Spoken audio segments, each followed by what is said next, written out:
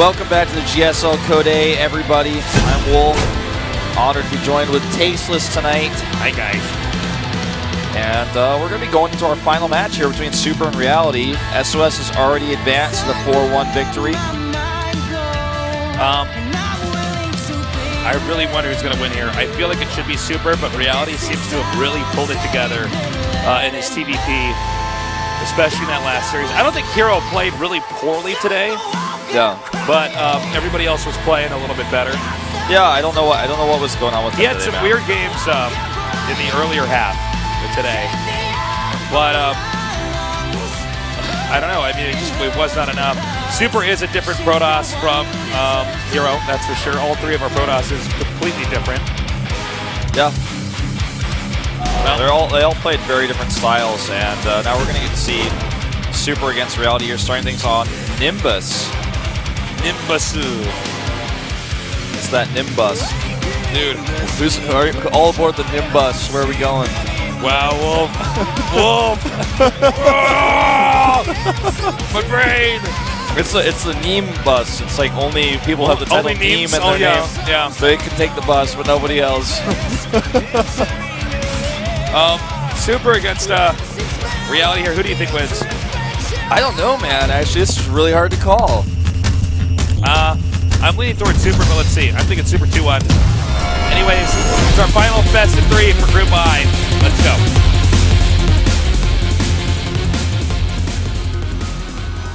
go. All right, in the upper right, barely losing to SOS. MVP Super.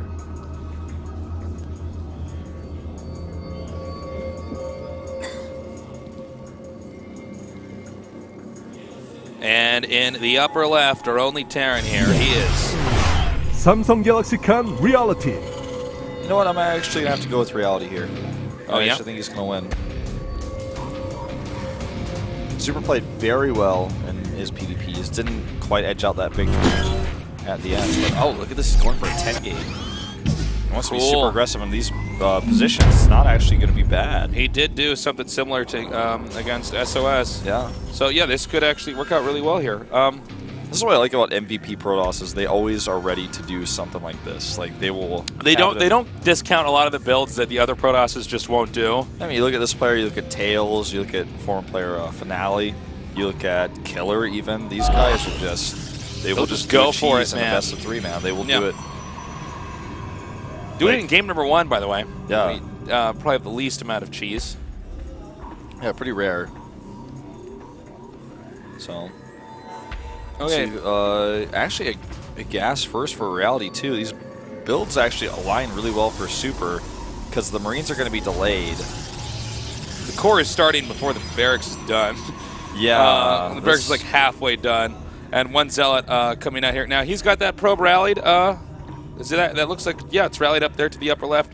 Also, the SCV here are going to be rallied to Super's base. So, good fortune for these two.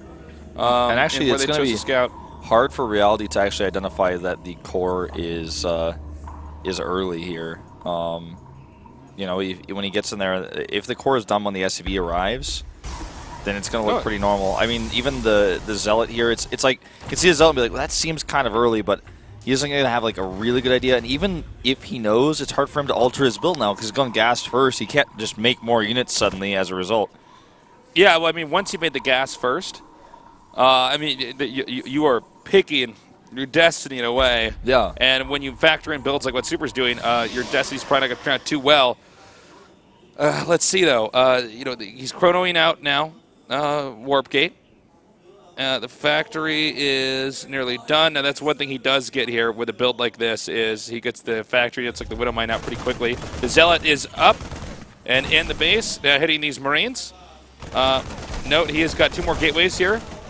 And he pulls the Zealot out. Yeah, he just wants to stop the bunker. Nicely done. It's a bit of a delay.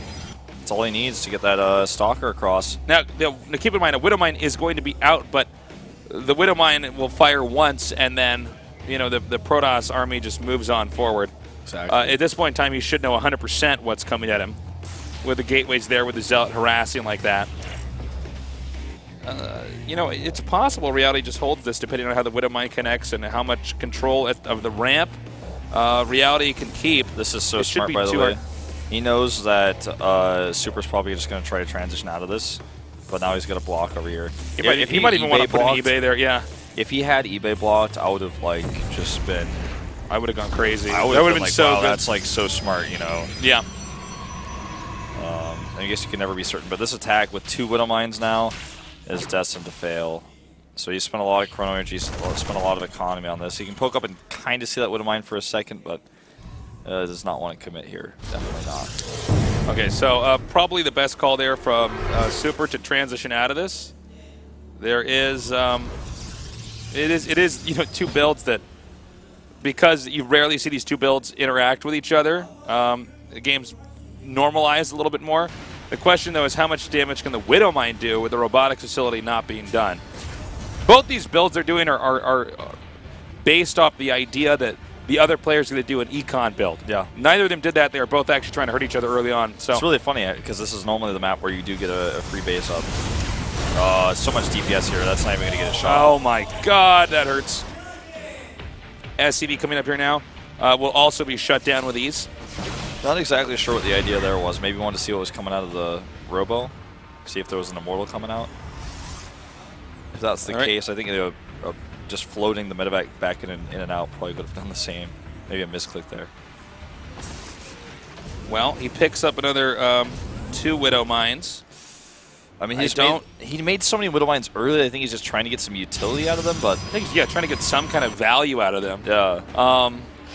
I mean, it's a pretty heavy investment to go gas first and get the the medevac and get the Widow Mines out, and then to not do anything.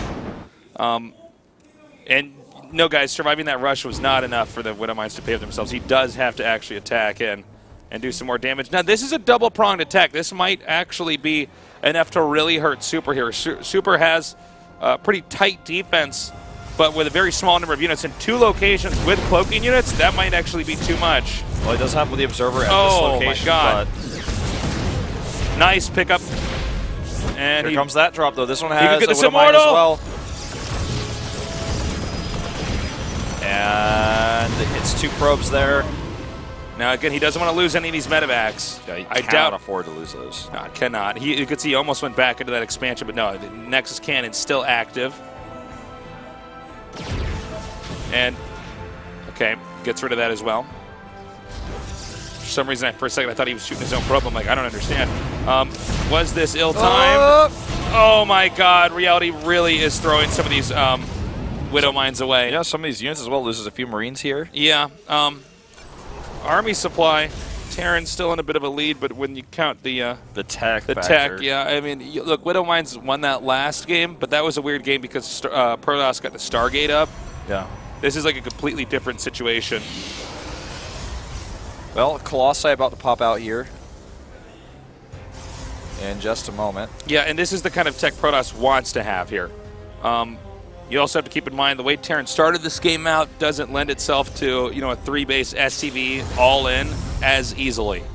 This is not the I got the command center a little bit ahead of your command, a little bit ahead of your Nexus, and so on and so forth. We're doing a pretty even tech route. This was I tried to harass, it didn't work. I invested in units that are actually going up against Robotech here. And this is really becomes awkward because at this stage of the game, your drops, or you're trying to do something to catch up, but if you lose your drops, then suddenly Protoss can counterattack you and kill you. Okay, this should be pretty effective for Protoss because he's got the Immortal here. Yeah, and really smart to leave that there like that. Oh my God, but he can't lose that. It just happens to be that it's pure Marine on this side. If there were if there were Marauders in there, that would have been a different story. If the drops had hit the other locations, it could have been a different story, maybe. The Marines coming out and maybe shot down the Immortal, killed some probes. But for the time being, Super is deflecting everything, no problemo. See that ship over there behind the pylon? Like, yeah, what is that? Which race is that ship? Is that the Xel'Naga? Is a hint there's a 4th race? Is there a 4th race? Legacy of the Void? Confirmed? Oh my God! It's confirmed. Also Half-Life 3. Half-Life 3. It must. That's what it must mean. Yeah. Yeah, exactly. Okay, so Protoss is just sitting back on 2 bases and really powering up here. Notice the additional gates. We could, of course, still see a 3rd base here. Especially with the forges like they are. But for the time being, yeah, it's just going to be 2 guys powering on 2 bases. Terran has attempted many times to harass the Protoss. It's not worked out at all so far. I mean, Terran Army is basically bouncing off the Protoss's base, usually losing a few units here and there in that whole process. Well, this is a triple drop now, and he scanned, he saw there were no observers, but unfortunately, guess what? There's one over here, and he's made 2 cannons. He is not messing around. He's not you even get a glimpse of that, it's no thank you. He's like, basically Super's just saying, I'm never even going to take a third base scan when place so safe. He's like making another cannon. We have a Protoss getting attack and armor here on 2 bases. It's actually starting to look like a 2010 Wings of Liberty game. Like, it's like no third base is allowed. Should we look in the booth and Choya's there and he pushes out with like 6 Colossi and his army at like 170 supply? He attacks into like OGS and Snare and they fight in the middle of the map. Yeah. Starts to feel that way. Reality, I think, is gathering up to just make sure Protoss doesn't take a third. I don't believe he's going to go up the ramp. If he does, I'm going to be really surprised because that would be kind of crazy. Even if it worked, I would consider it a questionable decision. Yeah, I mean, he's got a large Viking count here, but it's just the terrain of that ramp at the natural. Like, do you really want to go up there? I don't think so. I mean, you have to kill the rocks first, certainly. I think he's just trying to make sure there's no third base. I think that's the idea here. And if he's lucky, maybe if he can find a place for the Vikings to shoot the Colossi, then fly out, maybe do some damage like that.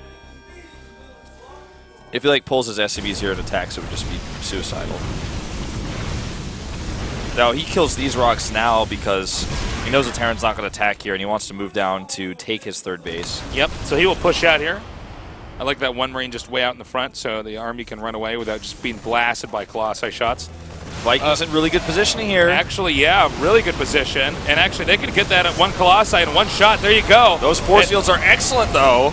I don't think it matters. I think Terran has too much. Oh, look at this. He just spills through here. He gets that Immortal. Now, there are more Zealots coming down here, so that could change it. But let's see. He gets the other Immortal. This is kind of tricky because it comes out of control. He does regroup. Now, he might be able to attack in here again, though. That was actually really nicely done. The early part by Reality, but yeah, the additional Zealots coming in there, that changed everything. The upgrades for Reality finished like literally half a second after that battle did. So that was a bit ill-timed. I think he knew his upgrades were behind, but he just saw such a great opportunity with the Vikings that he really wanted to commit. But I don't think he foresaw those reinforcements like you were saying. That was really the aspect of that fight that turned the tide.